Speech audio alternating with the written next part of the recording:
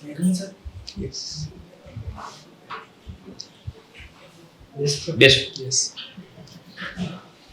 આજનો કોડ અને બેઝિક તમારી ઇન્ફોર્મેશન આપજો. સર મારો કોડ ZBR છે. મેં LD કોલેજ ઓફ એન્જિનિયરિંગ માંથી 2021માં મિકેનિકલ એન્જિનિયરિંગ કમ્પ્લીટ કર્યું છે. ત્યારબાદ હું સ્પર્ધાત્મક પરીક્ષાની તૈયારી કરી રહ્યો છું. મિકેનિકલ એન્જિનિયરિંગ પછી શું કર્યું? પ્રાઇવેટ નોકરીની નથી ટ્રાય કરી? ગવર્મેન્ટ એક્ઝામ તરફ વધારે રસ જાગ્યો હતો. બરાબર. શું રીઝન એનું? કોઈ ફેમિલીમાં ગવર્મેન્ટ એમ્પ્લોય છે કે એવું નહોતું કે મિકેનિકલ રસ નહોતો સાવ એવો નહોતો, પણ 2020 પછીથી ગવર્મેન્ટ સેક્ટરને થોડુંક લુક્રેટિવ દેખાણું કે ભાઈ આ બાજુ આપણું કરિયર વધુ સારું બેટર બની શકે ફાઇનાન્શિયલ સિક્યુરિટી અને જોબ સિક્યુરિટી સાથે. ઠીક છે. એટલે ગવર્મેન્ટ બાજુ વિચાર્યું થોડુંક. શું ફાયદો કરાવશો સરકારને મિકેનિકલ એન્જિનિયરિંગ તરીકે અને ટીડીઓમાં? મિકેનિકલ એન્જિનિયરિંગ તરીકે સર ટીડીઓમાં તો ઘણા બધા સ્કોપ છે, જેમ કે રિસોર્સિસ મેનેજમેન્ટ, ઓપરેશન રિસર્ચ, આ બધા સબ્જેક્ટ છે જે અમારે આવતા, જેના નોલેજનો ઉપયોગ કરીને ટીડીઓમાં વધારે યોજનાઓને બેટર રીતે ઇમ્પ્લિમેન્ટ કરી શકવાનો સ્કોપ રહ્યો છે. ઠીક છે. શું છે ટીડીઓની હાયરકી? કોણ તમારી નિમણૂક આપશે? મતલબ ડિપાર્ટમેન્ટ ના, તમારી ઉપર કોણ હશે? તમારા અધિકારી? મદદનીશ કમિશનર સાહેબ હોય છે, એની ઉપર નાયબ કમિશનર હોય છે, એની ઉપર સંયુક્ત કમિશનર, એની ઉપર નિયામક શ્રી છે. એની ડિપાર્ટમેન્ટની અંદર આ ભરતી છે, ટ્રાઇબલ કમિશનરેટ. ઠીક છે. કઈ જગ્યાએ તમે ઇન્ટરવ્યુ કઈ જગ્યાએ આપવા જશો? તમારું અત્યારનું જે ઓરિજિનલ ઇન્ટરવ્યુ તમારે કઈ જગ્યાએ દેવા જવાનું? જીપીએસસી ની અંદર આપશો? ઠીક છે.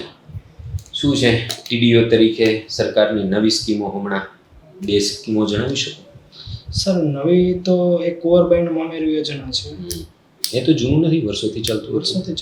નવીમાં તો એક બકરા માટેની યોજના છે. 10 બકરાઓનો લાભ આપવા માટેની એક યોજના છે, અને ટેલેન્ટ પુલ વાઉચર યોજના છે. શું છે યોજનામાં? એમાં ધોરણ 6 અને ધોરણ 8ના વિદ્યાર્થીઓને સારી રીતે ખાનગી શાળામાં, જે બહુ સારી ખાનગી શાળામાં પ્રવેશ મેળવવા માટે સરકાર સ્કોલરશિપ આપે છે. બરાબર છે. પછી આ બધા ખાતાઓની અંદર જનરલી કેવું છે, ભ્રષ્ટાચાર બહુ મોટા પાયે જોવા મળતો હોય છે. તમે જુઓ છો ટીવીની અંદર વારે ત્યારે ડુપ્લિકેટ સ્કૂલો ઊભી થઈ જાય છે. તો શું કરશો તમે આ ભ્રષ્ટાચારને રોકવા? સર આનું એક અક્રેડિટેશન પ્રોસેસ છે. ટીડીઓની પાસે અક્રેડિટેશનની સત્તા છે કે માનો સપોઝ આશ્રમ શાળા કે આદર્શ નિવાસી શાળા હોય તો એને અક્રેડિટેશન ચેક કરવું, અને નિમણૂક, વેતન ભથ્થા, પગાર, આયોજન, આ બધાની સત્તા ટીડીઓ, બધાની દેખરેખ રાખવાની સત્તા ટીડીઓ પાસે છે. તો ટીડીઓ એમાં ટ્રાન્સપરન્સી લાવી શકે છે ભ્રષ્ટાચાર રોકવા માટે. જે ટ્રાન્સપરન્સી લાવવા માટે ડિજિટલાઇઝેશન પ્રમોટ કરવું, અને ચેક એન્ડ બેલેન્સ રાખવું, રિવ્યુ મિકેનિઝમ રાખવું, time to time field visit કરવી, આ બધાને લીધે ભ્રષ્ટાચાર કંટ્રોલમાં આવી શકે. ઠીક છે. અત્યારે જે પ્રમાણે વિકાસ થઈ રહ્યો છે એની આદિવાસી ઉપર બહુ ખૂબ ખરાબ ઇમ્પેક્ટ થઈ રહી છે. તો તમને શું લાગે છે કે વિકાસ કરતી વખતે કઈ વાતનું ધ્યાન રાખવું જોઈએ? સર વિકાસ કરતી વખતે 2-3 બાબતોનું ધ્યાન રાખવું જોઈએ, જેમ કે ટ્રાઇબલ કલ્ચર અને આઈડેન્ટિટીને નુકસાન ન થાય એમ ખાસ ધ્યાન રાખવું જોઈએ. બીજું કે એનું જે ડિસ્પ્લેસમેન્ટ થાય છે, જે સૌથી મોટો મુદ્દો છે વિસ્થાપન, એના માટે જે વિકાસ પ્રોજેક્ટ હાથ ધર્યો છે, ચાહે સરકાર હોય કે પ્રાઇવેટ એજન્સી હોય, એ બંને વિસ્થાપનની સામે રક્ષણ પ્રોવાઈડ કરવું જોઈએ. બીજી જગ્યાએ જોબ યા સારું રહેઠાણ યા સારો આવાસ આપવું જોઈએ. ઓકે. ભારતમાં કેટલા આદિવાસી ગરીબી રેખા હેઠળ જીવે છે? 34% સર. 34%. એનું પાછળનું મુખ્ય કારણ શું છે? સર એની પાછળ મેઇન સ્ટ્રીમની યોજનાઓનો પૂરતો લાભ નથી મળ્યો. એજ્યુકેશન, હેલ્થની જે મેઇન સ્ટ્રીમની યોજનાઓ છે ને, અને પ્લસ મેઇન સ્ટ્રીમની જે જોબ ઓપોર્ચ્યુનિટી છે તેની લીધે અવેલ કરી શકતા નથી. આર્થિક પછાતપણાનું મુખ્ય કારણ આ જ છે. ઓકે. એના પાછળના મુખ્ય કારણ શું છે? કે મેઇન સ્ટ્રીમ છે તેમને જોબ સુધી પહોંચી શકતા નથી, તેના પાછળના મુખ્ય કારણ શું છે? એક તો એ આઇસોલેશનમાં રહે છે, કે આદિ જંગલોમાં રહેવા ટેવાયેલા છે, તેને લીધે ઇન્ફોર્મેશનના સોર્સથી વંચિત છે. અત્યાર સુધી તો હમણાં ડિજિટલાઇઝેશન આવ્યું, એના પહેલાં તો એને માહિતીનો અભાવ જ હતો. એટલે એના કારણે મેઇન સ્ટ્રીમની જે કંઈ પણ ઇવેન્ટ થાય એનાથી દૂર હતા. એટલા માટે તે મેઇન સ્ટ્રીમની યોજનાઓનો લાભ નથી લઈ શકતા. એના લીધે તે આર્થિક રીતે પછાત રહી ગયા છે મેઇન સ્ટ્રીમની કમ્પેરિઝન. ઓકે. આદિવાસીમાં મુખ્યત્વે કયા પ્રકારના રોગો જોવા મળતા હોય છે? Sorry sir. આદિવાસીમાં મુખ્યત્વે કયા પ્રકારના રોગ જોવા મળતા હોય છે? Okay sir. મુખ્યત્વે તો મેલેરિયા અને ચામડીના રોગો ખાસ જોવા મળે છે. એક તો મચ્છર, ગંદુ પાણીના લીધે મેલેરિયા જેવા રોગો, જે વેક્ટરબોર્ન ડિસીઝ છે, અને ચાંદીના રોગો જોવા મળે છે. મેલેરિયાનો મચ્છર ગંદા પાણીમાં થાય છે? સ્વચ્છ પાણીમાં પણ થઈ શકે. ના સોરી સર, ગંદા પાણીમાં જ થાય મેલેરિયા. ગંદા પાણીમાં થાય. ઠીક છે. તો એનું આપણે કંઈ સોલ્યુશન ન કરી શકીએ?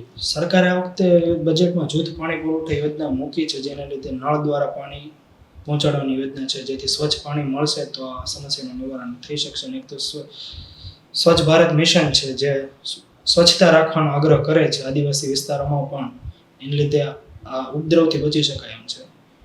ઠીક છે. ગુજરાતની અંદર તમને કયો જિલ્લો એવો લાગે છે જે આદિવાસીની કલ્ચરની દ્રષ્ટિએ સમૃદ્ધ હોય? સર એવું સ્પેસિફિક કહી ના શકે કલ્ચરની દ્રષ્ટિએ, કારણ કે બધા આદિવાસીઓની પોતપોતાની રીત રિવાજ અલગ અલગ છે, બધાની પોતાની યુનિકનેસ છે, એટલે સ્પેસિફિક ના કહી શકાય કોઈ કલ્ચરલી કઈ રીતે સમૃદ્ધ. મોટાભાગના ઘણા બધા જિલ્લાઓની અંદર શહેરીકરણ તરફ આદિવાસીઓ કૂચ કરી છે, પણ એક બે જિલ્લાઓ એવા છે કે જે હજી પોતાની સંસ્કૃતિ અને પોતાનો વિસ્તાર અને પોતાનું જે રહેણી કેણી છે એને જાળવી રાખી છે. સર આમ ગણીએ તો ડાંગને કહી શકાય, જે વારલી કુકણા સમુદાય છે, ઘોડિયા છે, આ બધા લોકો હજી પોતાની કલ્ચર સાથે મેઇન સ્ટ્રીમ સાથે ડેવલપ થયા છે, સાથોસાથ પોતાની કલ્ચરલ આઈડેન્ટિટી જાળવી રહ્યા છે. ડાંગને ગણી શકાય આ બાબતે. સાપુતારાની અંદર તમે જુઓ છો છેલ્લા 1-2 વર્ષથી લોકો ફરવા માટે બહુ જઈ રહ્યા છે, તો એનાથી આદિવાસી કલ્ચરને નુકસાન થઈ ગયું છે કે ફાયદો થઈ ગયો છે? આદિવાસી કલ્ચરને આનાથી ઘણા મોટા પ્રમાણમાં ફાયદો થઈ રહ્યો છે, જેમ કે રોજગારી અને પોતાની મુખ્યત્વે પોતાની વસ્તુઓ વેચવાનું પ્લેટફોર્મ પૂરું પાડે છે. એટલે આર્થિક રીતે કલ્ચરલ રીતે નુકસાન થઈ ગયું છે. કલ્ચરલ રીતે નુકસાન તો એવી રીતે ગણી શકીએ કે પોતાની જાળવણીના અભાવમાં તે ઇન્સિસ્ટ નથી કરી શકતા એ લોકો કે અમારી કલ્ચરની જાળવણી કરવી જોઈએ, એના ઉપર મેઇન સ્ટ્રીમ હાવી થઈ જાય છે. ઠીક છે. સમજ નોર્થ ઇસ્ટના આદિવાસી અને દક્ષિણ ભારતના આદિવાસી વચ્ચે તફાવત શું છે? સર પહેલો તફાવત તો રેસનો છે. નોર્થ ઇસ્ટ ઓસ્ટ્રેલિયન જાતિમાંથી આવે છે અને દક્ષિણના આદિવાસીઓ ભારતના મૂળ નિવાસીઓ છે, જે દ્રવિડો કહેવાય અને નેગ્રીટો પ્રજાતિના છે. બીજું કે પહેલા બાંબુ કલ્ચર ઉપર ડિપેન્ડ છે નોર્થ ઇસ્ટના લોકો, અને આ મુખ્યત્વે ખેતી અને ખેતમજૂરી વનપેદાશ એના ઉપર પોતાની આજીવિકા ડિપેન્ડ રાખે છે. સર બે તફાવત છે. ઓકે, બે આદિવાસી મહિલા નેતાના નામ જણાવો કે જેમને આદિવાસી સ્વતંત્રતા સંગ્રામમાં અગત્યનો ફાળો ભજવ્યો. જેમ કે ડાંગના દીદી પૂર્ણિમાબેન પકવાસા, જેમણે આદિવાસી મહિલાઓને ગાંધીજીના નેતૃત્વ હેઠળ જે નીમ છોડો આંદોલન, જે બધા આંદોલનો ચાલતા હતા એમનો લાવવા માટે પ્રેરણા પૂરી પાડી. અને બીજું દંડાબેન ચૌધરી, જેમણે પણ પંચમહાલ અને ભરૂચ જેવો અંતરિયાળ આદિવાસી વિસ્તારોમાં લોકોને જાગૃત કર્યા અંગ્રેજની શોષણની નીતિવશ માટે. હોબી તમારી શું છે? પોએટ્રી લખવી છે. પોએટ્રી. તમે લેખક છો? કયા વિસ્તારમાં પ્રેમ કથાઓ લખો છો? શું લખો છો? સર એવું કોઈ સ્પેસિફિક એરિયા ડિફાઇન નથી કર્યો, પણ પ્રેમ, પ્રકૃતિ આ બધા વિષયો ઉપર જ્યારે સીમિત જ્ઞાન સાથે પ્રેમ કથા લખતા હોય તો એનો હાર્દ તમે શું મિડલમાં રાખો છો? શું મળવું જોઈએ વાંચકોને? રોમાન્સ મળવો જોઈએ કે એક એવી કહાની મળવી જોઈએ કે જે? સર બધા લેખકોનો પોતપોતાનો ક્રાઇટેરિયા હોય. મારો ક્રાઇટેરિયા એવું છે કે મારે કોઈ કવિતા વાંચે તો એમાં હંમેશા વન સાઇડેડ લવ અને સમર્પણનો ભાવ દેખાશે. કેમ વન સાઇડેડ લવનો શું ફાયદો છે? તમે શું દુનિયાને બતાવવા માંગો છો વન સાઇડેડ લવથી? પોઝિટિવિટી પ્રેમની કે નેગેટિવિટી? પોઝિટિવિટી છે પ્રેમની. વન સાઇડેડ પોઝિટિવિટી છે. સામેવાળાની કોઈ પણ પ્રકારની આશા રાખ્યા વગર છતાં પણ પ્રેમનો ભાવ દર્શાવવો, આવો પોઝિટિવ સંદેશ છે. ઠીક છે. નવલિકા અને નવલકથા વચ્ચે શું ફરક છે? સોરી સર, આનો આઈડિયા નથી. ઓકે, અત્યારે તાજેતરમાં તમે જોયું હશે કે સાહિત્યની અંદર પશ્ચિમી સંસ્કૃતિનું વધારે અનુકરણ આપણને જોવા મળતું હોય છે, તેમાં તમારું શું માનવું છે? સાહિત્યની અંદર સર પશ્ચિમી સંસ્કૃતિ હાવી થઈ રહી છે, વાત તો બરોબર છે, પણ આપણે છતાં પણ તેના મૂળ વેલ્યુ, આપણે ગુજરાતી સાહિત્યની જે મૂળ વેલ્યુ છે એને ટકાવી રાખવી જોઈએ, એના પ્રયાસો કરવા જોઈએ, આવી ન થવા દેવું જોઈએ. ઓકે, સરકાર દ્વારા સાહિત્યને બચાવવા માટેની કોઈ બે સ્કીમ વિશે જાણો? સોરી સર, આનો આઈડિયા નથી. ઓકે, તમારી જીવનનું અચીવમેન્ટ શું છે? શું તમે પ્રાઉડ ફીલ કરો છો? કઈ મોમેન્ટ ઉપર તમને પ્રાઉડ ફીલ થયું હતું ખુદ ઉપર? આજથી જ્યારે ટીડીઓની પ્રિલિમ હતી એના જસ્ટ 10 દિવસ અગાઉ એક છોકરીનું એક્સિડન્ટ થયું હતું અને મેં એ છોકરીની જિંદગી બચાવેલી છે. એનાથી હું બહુ પ્રાઉડ ફીલ કરું છું, કારણ કે 2 મિનિટ મોડું થયું તો એ છોકરી પોતાની જિંદગી ખોઈ બેસી હતી. ગુડ. ઓકે. તમે ટ્રાઇબલ ડેવલપમેન્ટ ઓફિસર બનીને એવા કયા ચેન્જીસ લાવવા માંગો છો કે જેની અંદર સમાજની અંદર સારું એવું ઉદાહરણ પૂરું પાડી શકાય? જેમ કે સર એજ્યુકેશનની જે યોજનાઓ છે, જે આદિવાસીઓનું 43% બજેટ એજ્યુકેશનની યોજનાઓ પાછળ જાય છે, તો ખરેખર આનું યોગ્ય ઇમ્પ્લિમેન્ટેશન થાય તો આદિવાસીના શિક્ષણના સ્તરમાં ઘરખમ સુધારો આવવાની પૂરેપૂરી શક્યતા છે. આરોગ્યના ઇન્ડિકેટરો પાછળ પણ આરોગ્યના ઇન્ડિકેટરને સુધારવા પાછળ પણ ગવર્મેન્ટનું ઘણું ખરું બજેટ વપરાય છે. જો આને ઇમ્પ્લિમેન્ટ કરવાની પૂરેપૂરી ટ્રાય કરવામાં આવે ને મારા તરફથી, તો આરોગ્યના માપદંડો આદિવાસી વિસ્તારમાં સુધરી શકે એમ છે. શું અત્યારે બરોબર ઇમ્પ્લિમેન્ટેશન નથી થઈ રહ્યું? થઈ રહ્યું છે, પણ આદિવાસીઓમાં જાગૃતતાનો અભાવ કહી શકાય, અને ક્યારેક ક્યારેક ગવર્મેન્ટની લોકોના છે સિસ્ટમમાં કે નથી યોજનાઓ પહોંચી શકતી છેવાડાના માનવી સુધી. એના પાછળનું મુખ્ય કારણ શું તમને લાગે છે? ભ્રષ્ટાચાર અને અધિકારીઓની તંત્ર રેડ ટેપિઝમ કહી શકાય આને. ઓકે, તો રેડ ટેપિઝમ પાછળનું મુખ્ય કારણ શું લાગે છે? સિસ્ટમમાં બેઠેલી હાયરાર્કી, મતલબ એક હાયરાર્કીમાં જ કામ કરવું પડે છે. એમ લચીલાપણું નથી કે તમે તમારી રીતે યોજનાઓને મોડિફાઈ કરીને લાગુ ન કરી શકો. જે નિયમ રૂલ્સ બુક છે એ મુજબ જ ચાલવું પડે. ઓકે, તો સિવિલ સર્વિસ એક્ટિવિઝમ શું છે? મતલબ સિવિલ સર્વિસીસ એક્ટિવિઝમમાં સિવિલ સર્વન્ટ રૂલ બુકની પરે જઈને, રૂલ બુકની ઉપર ઉઠીને જ્યારે કોઈ પણ યોજનાનું અમલીકરણ કરવાની ટ્રાય કરીને સિવિલ સર્વિસીસ એક્ટિવિઝમ કહી શકાય. ઓકે, એવા ઉદાહરણ તમે આપી શકશો કે જેમને સિવિલ સર્વિસ એક્ટિવિઝમ અંતર્ગત સમાજની અંદર સારા એવા રિફોર્મ લાવ્યા? મેટ્રો મેન ઈ શ્રીધરન, કે જેમને ગાઈડલાઈન થોડી પોતાની રીતે મોડિફાઈ કરીને મેટ્રો લાવવા માટે ભારત સરકાર સામે પ્રયાસો કરેલા. ઓકે, તો અનામીપણું અને સિવિલ સર્વિસ એક્ટિવિઝમ, અનામીપણું અને સિવિલ સર્વિસ એક્ટિવિઝમ તો બંને એકબીજાનો વિરોધ આભાસ છે. આપણે એક સાઈડ તો એવું કહી રહ્યા છીએ કે એક સિવિલ સેવકની અંદર અનામીપણું હોવું જોઈએ, તો તમને શું લાગે છે કે સિવિલ સર્વિસ એક્ટિવિઝમથી કોઈ પક્ષ તરફી વલણ વધારે જોવા મળે છે? અત્યારે ઘણા બધા કિસ્સામાં જોવા મળતું હોય છે કે એક આઈએસ ઓફિસર કોઈ પક્ષના પ્રચારક તરીકે પણ કાર્ય કરતા જોવા મળતા હોય છે. તો એક સિવિલ સેવકની અંદર અનામીપણું જરૂરી છે, તેના માટે શું સરકારે કરવું જોઈએ કે બંનેમાં બેલેન્સ રહે?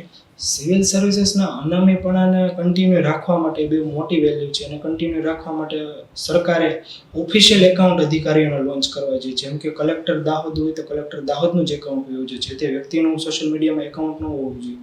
એટલે એનાથી લલચાઈને જે તે અધિકારી કે સોશિયલ મીડિયામાં દેખાવો ના કરી શકે. ઘણા બધા આઈએએસ અધિકારીઓ તમે જુઓ છો પોતાના યુટ્યુબ હેન્ડલ કરી રહ્યા છે, તો એ કેટલું યોગ્ય છે?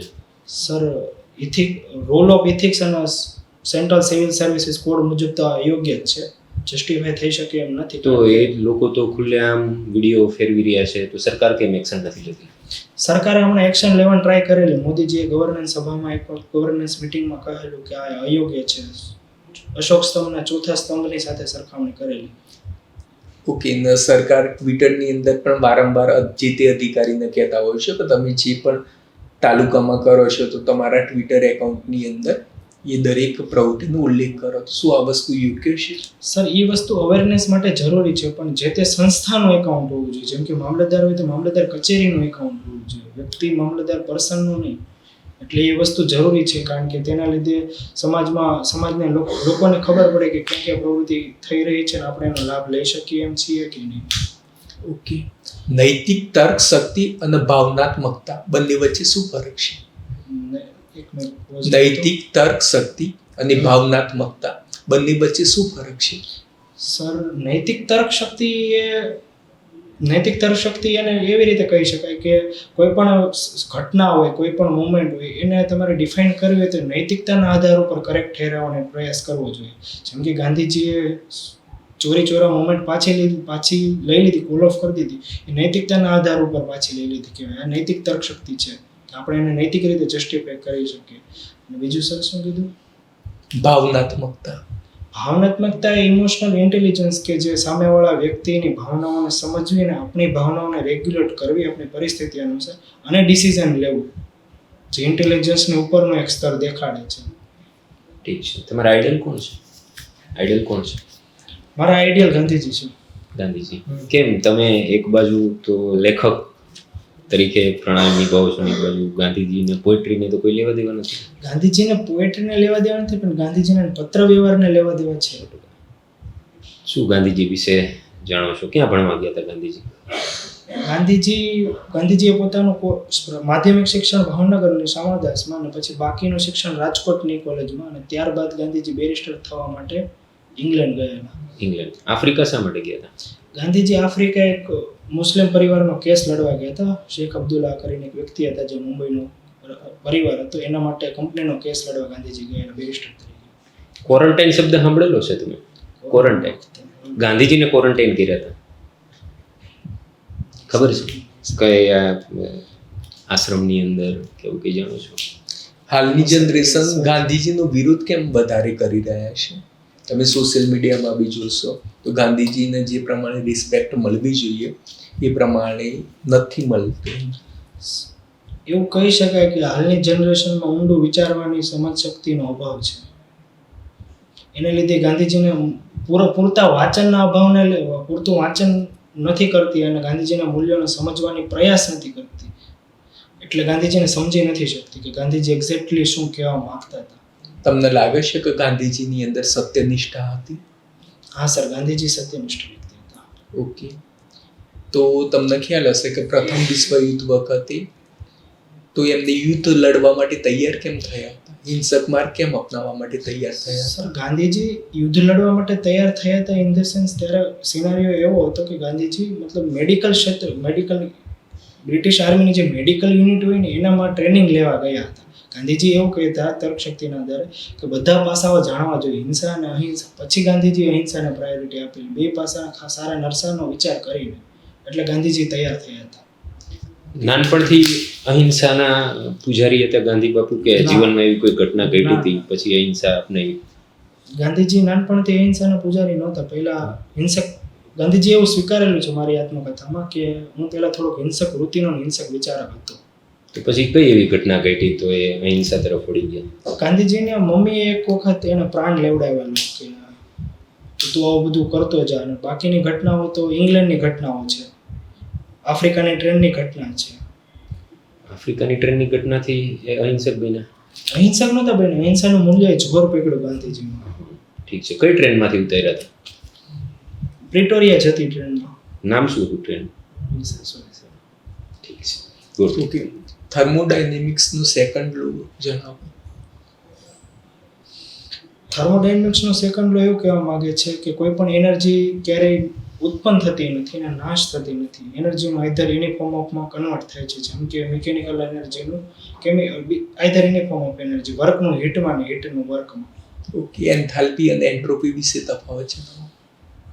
સર, એન્ટ્રોપી છે ને એરરનેસ તરીકે દર્શાવી શકાય. જેમ કે 0 ડિગ્રી તાપમાન હોય ત્યારે એન્ટ્રોપી 0 હોય, એટલે મેટલમાં કે ગમે એવી સબસ્ટન્સમાં કોઈ પણ પ્રકારની એરર નથી એવું કહી શકાય. -273 ડિગ્રી સેલ્સિયસ એટલે 0 કેલ્વિન સાથે.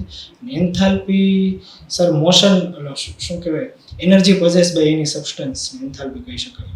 ઓકે, એન્થાલ્પીનું અણુસૂત્ર શું છે? ઓકે, ઠીક છે. તમારું ઇન્ટરવ્યુ પૂરું થાય છે. કેટલા માર્ક્સ છે તમારે રિલેમાં? હા, 197 સમથિંગ છે. 197. ઠીક છે. ઓવરઓલ કોન્ફિડન્સ બહુ સારો છે, બેસ્ટ નોલેજ બી બેસ્ટ છે.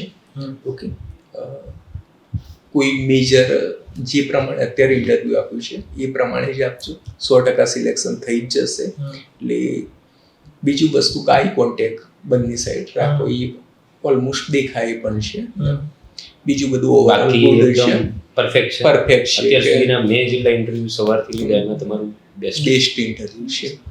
ઓકે, અને મિકેનિકલ એન્જિનિયરિંગ વિશે થોડી બેઝિક જોવાનું ઇન્ફોર્મેશન બાકી છે, કારણ કે આમાં એક્ઝામ કેટલી તારીખે છે ઇન્ટરવ્યુ? મારે 2 તારીખે છે. બરાબર છે. ઓકે, અને એક્ઝામ ઉપર એક્ઝામ આવે છે. હા, તો જસ્ટ કેવું છે, જોવાનું છે મિકેનિકલ.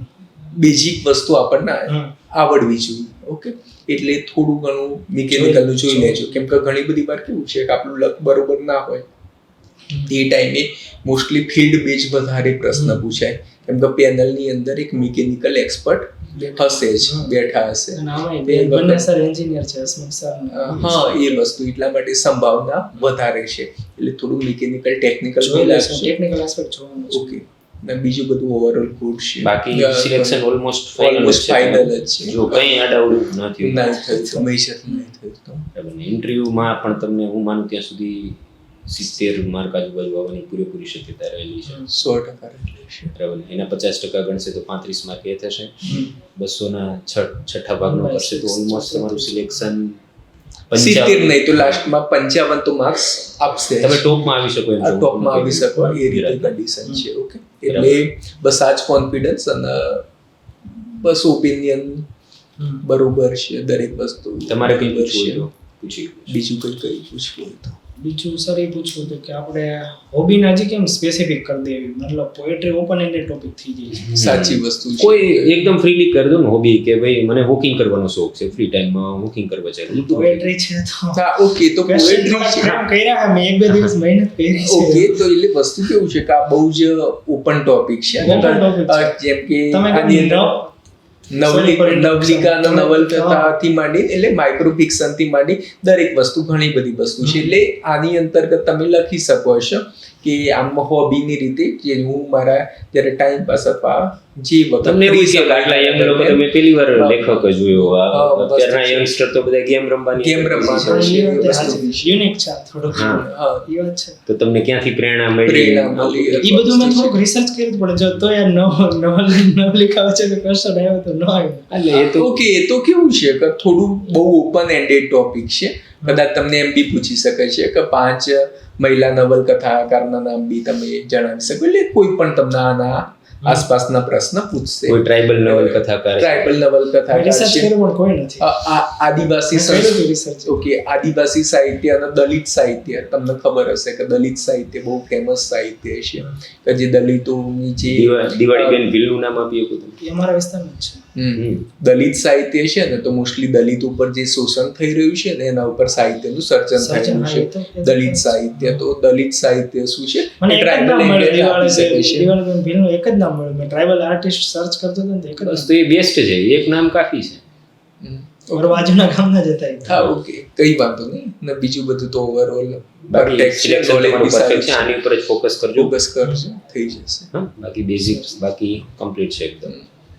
Thank you sir.